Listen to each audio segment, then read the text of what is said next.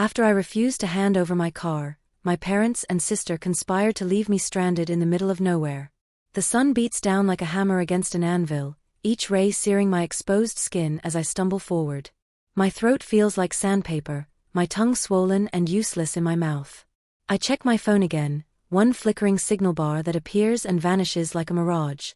Please, I whisper to no one, my voice lost in the vast emptiness of the Nevada desert. Please connect. I press the emergency call button for the 5th time, watching the screen with desperate intensity. The call drops immediately. Again. 45 minutes ago, life had been normal. Chloe and I were driving back from Las Vegas, the air conditioning struggling against the afternoon heat. Flora, I think something's wrong with the tire, Chloe had said, her voice casual, unconcerned. Can you check it? I thought I heard something. I'd pulled over without question, the good sister, the reliable one. The moment my feet hit the gravel, I'd bent to examine the perfectly fine front tire.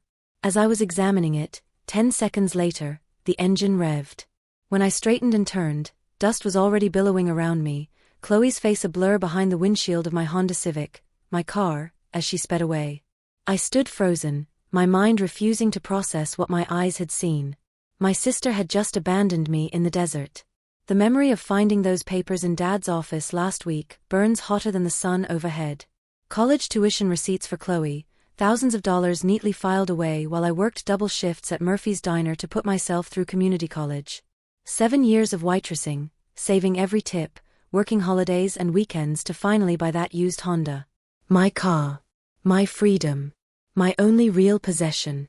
Just until I get on my feet, Chloe had said the first time she borrowed it without asking. Then the second time. And the 10th. I'd finally stood up at dinner 3 nights ago, palms flat against the kitchen table. I'm selling the car. I got a job offer in Denver. The silence had been immediate, heavy. Mom and Dad exchanged a look I'd seen 1,000 times before. That's the family car, Flora, Dad had said. Not a question, but a statement of fact. But it's in my name, I'd replied, the registration papers clutched in my hand like a shield. I paid for it. Every cent. Your sister needs it more than you do, Mom had added, the familiar refrain that had followed me since childhood. When Chloe went to summer camp while I stayed home to help around the house. When Chloe got new school clothes while I got hand-me-downs. When Chloe's college was paid for while I worked and studied and worked some more. Now I stumble over a rock, catching myself before I fall. The irony doesn't escape me, all those years working for independence, and here I am, completely dependent on the mercy of strangers if any happen to drive by this desolate stretch of highway. 3 miles later, I finally managed to receive a signal. I dial 911 and ask for help. 10 minutes later, police and emergency vehicles arrive, helping me with my wounds and taking me to the nearest station. Now at Riverside County Sheriff's Department, Officer Thompson's hand on my shoulder is steady, the first kindness I've felt in hours. His cruiser's air conditioning chills my sunburnt skin as he passes me a bottle of water. Ma'am, abandoning someone in the desert is a serious offense, he says, his voice gentle but firm. Your sister could face criminal charges. I gulp the water, my throat still raw. She just left me there. The words sound hollow, inadequate to describe the betrayal. Miss Rodriguez, this wasn't just reckless. Officer Thompson taps his computer screen. Your sister has 3 prior charges for reckless driving, all paid for by your parents. My hand freezes mid-sip. What? He turns the screen toward me, and there it is, Chloe's name. 3 separate incidents. Fines totaling over $2,000, all marked PAID. How did I not know about this? The question slips out, meant more for myself than him. Family can keep secrets, he says, watching me carefully. Especially when money's involved. My phone buzzes in the cup holder where it's been charging. I'd barely had enough battery to make the emergency call when a trucker finally spotted me on the roadside. 3 missed calls from Mom. 5 from Dad. 1 text from Chloe, they're freaking out. Just come home and we can fix this. Suddenly, a burst of messages arrive. My mom accidentally added me to a group chat I'd never seen before. I scroll up through the message history, looking for some explanation, when I see the pattern of their plan. She's being stubborn about the car. We need to teach her a lesson. Dad, don't do anything drastic. Mom, just make sure the car stays in the family. If she can't sell it, she can't leave. Mom again. I'll handle it. She'll realize she needs us. Chloe. Officer Thompson notices my hands shaking. Miss Rodriguez? Are you all right? They planned it, I whisper, turning the phone so he can see. They wanted to strand me. His expression hardens as he reads. This changes things. This is premeditated abandonment and unauthorized use of a vehicle. I close my eyes, memories washing over me like the desert heat. The family loans I was pressured to give, $500 for Chloe's spring break trip, $300 for her phone bill when she'd spent her money on concert tickets. My account balance perpetually hovering near zero while I paid for family expenses. I kept every receipt, I murmur, opening my eyes. Every bank statement. I didn't know why I was saving them. That was smart, Officer Thompson says, typing something into his computer. Documentation matters in cases like this. Cases. The word feels foreign on my tongue. Financial exploitation often accompanies emotional abuse. He speaks matter-of-factly, without judgment. Your registration and insurance are in your name? I nod, pulling my wallet from my pocket. The registration is still there, folded and worn but intact. An hour later, we pull into my parents' driveway. My Honda sits in its usual spot, dusty from the desert roads. My friend Jackie waits in her Toyota at the curb, a silent promise of sanctuary. Mom opens the door before we reach it, her practiced tears already flowing. Flora, thank goodness you're safe. We've been so worried. Behind her, Dad stands with his arms crossed. Chloe peeks from the hallway, her expression unreadable. Miss Chloe Rodriguez, Officer Thompson's voice carries an authority I've never possessed. I need to speak with you about abandoning your sister in a life-threatening situation. It was just a misunderstanding, Mom interjects, reaching for my arm. I step back, her fingers grasping air. We have the text messages, Mrs. Rodriguez, Officer Thompson says calmly. The color drains from her face. I'm taking my car, I say, my voice steadier than I feel. And my things. You can't just, Dad begins. Actually, sir, she can, Officer Thompson interrupts. The vehicle is registered in her name. Using it without permission is a criminal offense. Chloe steps forward, tears welling in her eyes. Flora, I'm sorry. I didn't think. Save it, I cut her off, the nickname I once loved now sounding like an insult. I saw the texts. 10 minutes later, with one small suitcase, I walk to my car, hands trembling as I unlock it. Officer Thompson supervises as I transfer my essential belongings to the back seat, clothes, documents, the small lockbox containing my savings passbook. When I slide behind the wheel, my hands grip the steering wheel like it's a lifeline. In the rearview mirror, I see my family frozen in the doorway, their perfect facade finally cracking under Officer Thompson's scrutiny. I drive away, following Jackie's taillights toward a future suddenly, terrifyingly my own. 2 weeks later, the whispers follow me like shadows through Murphy's Diner.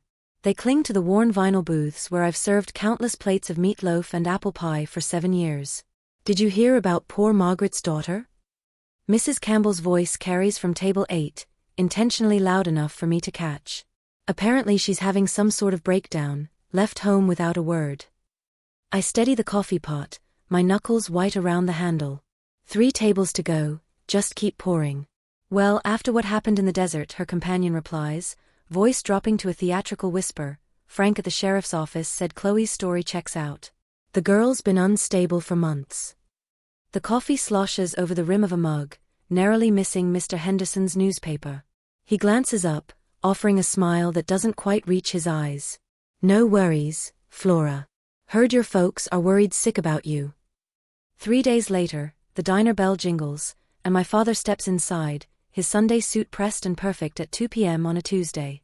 The diner falls silent as conversations pause, forks hover midair, and every eye watches this public performance.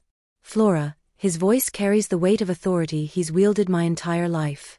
Your mother hasn't slept since you left.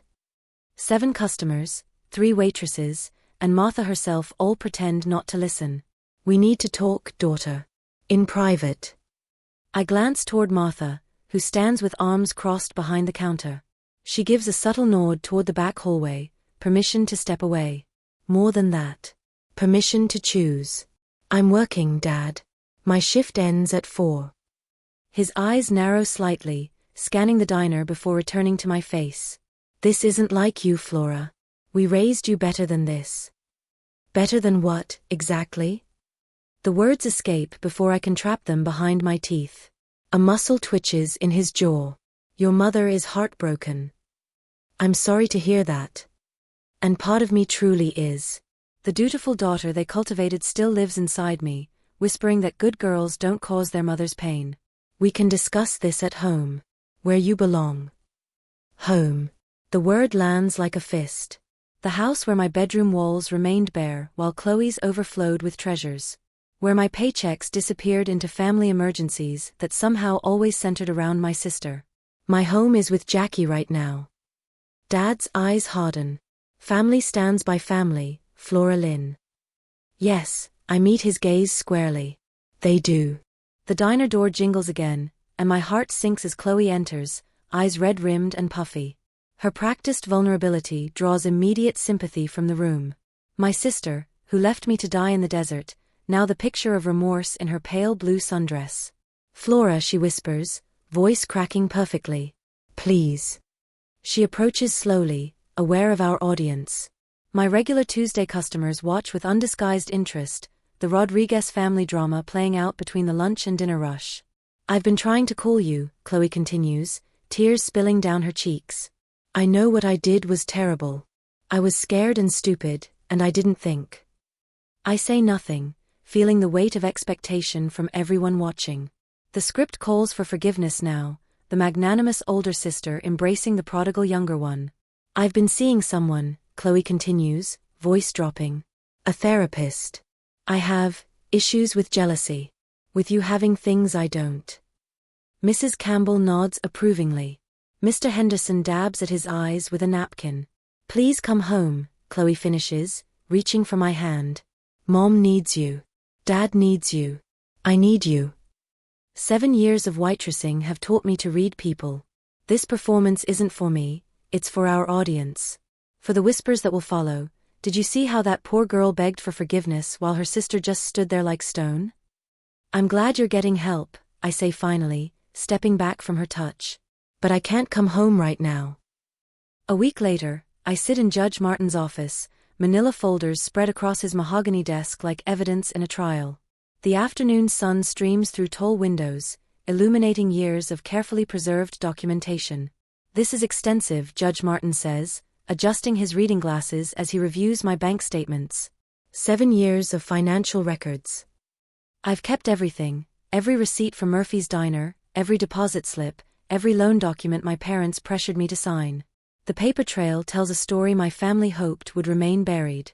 Your sister's car insurance, he continues, holding up another document. Paid by you for 18 months while she was supposedly between jobs. She was working, I say quietly, at the boutique downtown. I found out later she was spending her paychecks on clothes and nights out while I covered her responsibilities. Judge Martin sets down the papers and leans back in his leather chair. Flora, what you've documented here isn't just family dysfunction. It's systematic financial abuse. The words hit me like cold water. Abuse. Taking advantage of someone's resources through manipulation, guilt, or coercion. His voice is gentle but firm. Your family has been using emotional blackmail to control your finances for years. I think of all the times I'd felt selfish for wanting to keep my own money, all the guilt trips about family comes first, when I hesitated to hand over another paycheck. What are my options? I ask. Several. We can pursue civil action for the money taken. We can strengthen the restraining order. But first, you need to understand something important. He leans forward. None of this is your fault. You were trained from childhood to believe you owed them your independence. That evening, I drive my Honda through the desert highway leading back to town, the same stretch where Chloe abandoned me 3 weeks ago. But now the vast landscape doesn't feel threatening, it feels like possibility stretching toward the horizon. My phone buzzes with a text from an unknown number. I pull over to read it safely. This is Dr. Warren from Valley Medical Center. Your father asked me to contact you about his heart condition. I want you to know I haven't treated him in over a year, and his last exam showed excellent cardiac health. Thought you should know someone's been using my name inappropriately. I stare at the screen, pieces clicking into place. The prescription bottle prominently displayed during family dinners. The dramatic chest clutching whenever I asserted independence. The hospital emergencies that always seemed to coincide with my attempts to set boundaries. Even his health scares were manufactured. I forward the message to Officer Thompson and Judge Martin, then sit in my car watching the sunset paint the desert in shades of gold and crimson. For the first time in my life, I'm not rushing to rescue someone else from consequences they created themselves. Thursday arrives with the weight of inevitability. I've spent 3 sleepless nights preparing for this moment, organizing 7 years of evidence into neat stacks on Jackie's kitchen table. Bank statements, loan documents, receipts, and text messages, the paper trail of my family's systematic manipulation laid bare under fluorescent light. Judge Martin arrives at 9 a.m. sharp, briefcase in hand and wearing his courtroom expression. Officer Thompson follows, carrying a digital recorder and camera for documentation. You ready for this? Jackie asks, refilling my coffee mug for the 3rd time. I nod, though my hands shake slightly as I open the first folder. I need them to see what they've done. I need proof it wasn't in my head. The documentation session takes 4 hours. Judge Martin photographs each document while Officer Thompson records my explanations. The evidence tells a story that would make a prosecutor weep with joy. $700 for Chloe's dental work, I explain, pointing to a bank withdrawal from 2019. She told me insurance would reimburse it. I found out later she'd been dropped from Dad's plan months earlier. This loan document, Judge Martin holds up a crumpled paper. You signed this under duress? Mom was crying. Said the mortgage payment was late, that we'd lose the house if I didn't help. I found out 3 months later they'd refinanced to pay for Chloe's European vacation. Officer Thompson pauses the recording. Flora, you understand this constitutes fraud? The word hangs in the air like a challenge. Fraud. Not family obligation or shared responsibility, but fraud. The car registration is clear, Judge Martin continues. Vehicle purchased entirely with your documented income, insurance in your name, no co-signers. Your family has no legal claim to this vehicle. But they'll say. They can say whatever they want, he interrupts gently. Documentation trumps manipulation every time. By afternoon, we've compiled enough evidence to support both civil and criminal cases. As Judge Martin packs his briefcase, he pauses at the door. Flora, I've seen a lot of family abuse cases. What makes yours unusual isn't the severity, it's how thoroughly you documented everything. That takes incredible foresight and strength. I didn't feel strong, I admit. I felt crazy. Like I was imagining the unfairness. Gaslighting victims often document compulsively, Officer Thompson adds. Your subconscious was protecting you, creating proof you'd need later. That evening, my phone rings. Mom's number. Against my better judgment, I answer. Flora, honey, we need to talk. Her voice carries the usual combination of sweetness and steel. This has gone far enough. I agree, I say calmly. It went far enough years ago. Don't be dramatic. Family disagreements happen, but we always work things out. By abandoning me in the desert? A pause. That was Chloe's mistake, not ours. I have the text messages, Mom. The planning. The coordination. All of it. Silence stretches between us like the miles of desert highway. You're destroying this family, she says finally, the sweetness gone. No, I reply.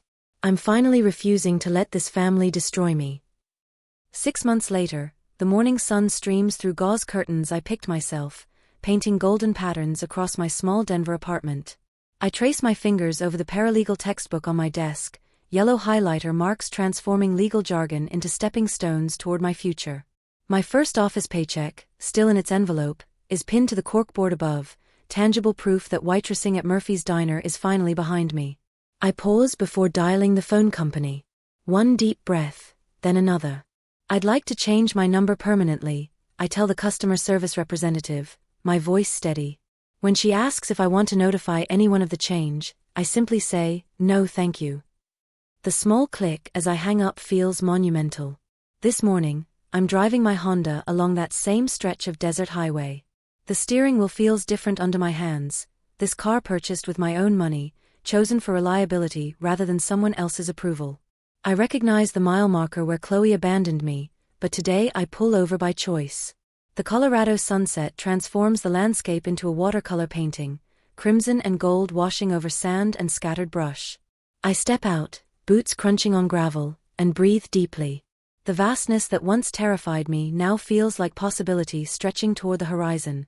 You're making real progress, Dr. Martinez told me during yesterday's therapy session. Boundaries aren't walls, they're healthy definitions of where you end and others begin. Those boundaries have allowed me to build something new. Tuesday potlucks with co-workers. Weekend hikes with Denver locals who've become friends. Sunday afternoons volunteering at Mountain View Women's Shelter, where I sit across from women whose eyes mirror what mine once held. I understand feeling trapped, I tell them, and mean it. Last Christmas, instead of forcing myself through another performance of Family Harmony, I drove to Jackie's parents' house 3 hours north. Her mother hugged me without expectation. Her father carved the turkey without commentary on my life choices. They asked questions and actually listened to my answers. 2 weeks ago, I received an anonymous letter forwarded through the diner. Watching you stand up for yourself gave me courage to do the same. Thank you for showing me it's possible. When Chloe's number appears on my phone after she begged Jackie for it, I answer calmly. I listen to her explanations, her tentative olive branch. I wish you healing, I tell her when she finally pauses, but my boundaries remain. The simple peace I feel hanging up surprises me. Their approval or lack thereof no longer defines me. Today, driving with the windows down along the open highway, wind tangling my hair, I catch my reflection in the rearview mirror. The woman looking back has strength in her eyes and peace in her smile. The desert stretches endless and beautiful around me, no longer a trap, but a testament to how far I've come. Sometimes freedom isn't about finding yourself. Sometimes it's about finally refusing to lose yourself to people who never valued what they had. The road ahead curves toward mountains I've never seen, toward a life I'm finally free to build. And for the first time in 25 years, my shoulders carry only their own weight.